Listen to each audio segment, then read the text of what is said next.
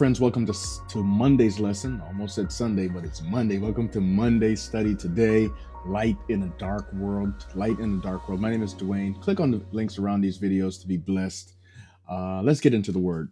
Philippians chapter 2 and verse 14 says this: do all things without complaining and disputing.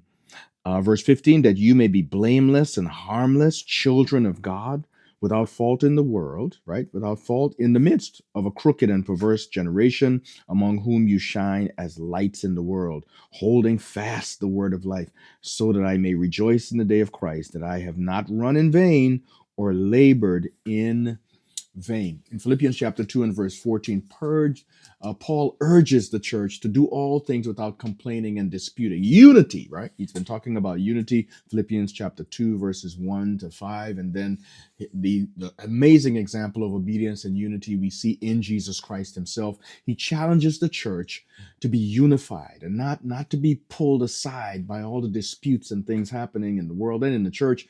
And how do we do that? By drawing close to Jesus, by staying close to Jesus and allowing him to filter these things in our lives, and by following his example of peace and of communion with his Father that he prayed for in John 17, that we may be one like that we may be unified like he is, even in the midst of a dangerous and challenging world. On a moonless night, stars shine brighter than ever. And God is calling us to shine in a dark world. That is, the darker the night, the brighter the stars and the moon.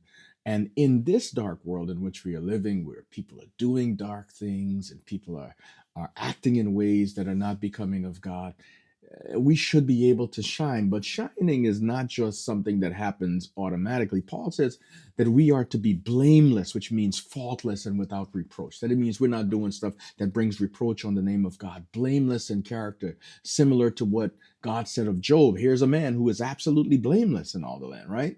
The Greek word for harmless, right? We're supposed to be harmless. That is unmixed with anything impure. Like we are living harmless as doves, not corrupted by anything, and not seeking anything that is not of God. We are witnesses who are called to be light in a dark, dark world. Our modern media, of course, if you consume that or you consume social media, it doesn't look a lot like, there's much that we can look at there that does not corrupt us.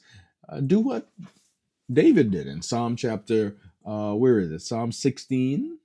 Anyway, here's what he says. Psalm 101 and verse 3, I will set no evil thing before mine eyes, right? Psalm 101 and verse 3. That's the ethic, to keep our eyes and our minds focused on Jesus so that we can be a blessing and we can shine as lights in the world. We are called to be renewed, right? Romans chapter 12, to be renewed and transformed by the renewing of our mind, holding fast the word of life. Philippians 2 and verse 16.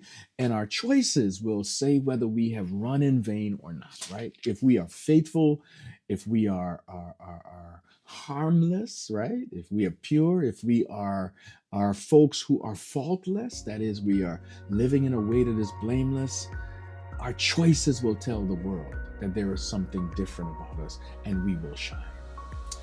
May God bless you today.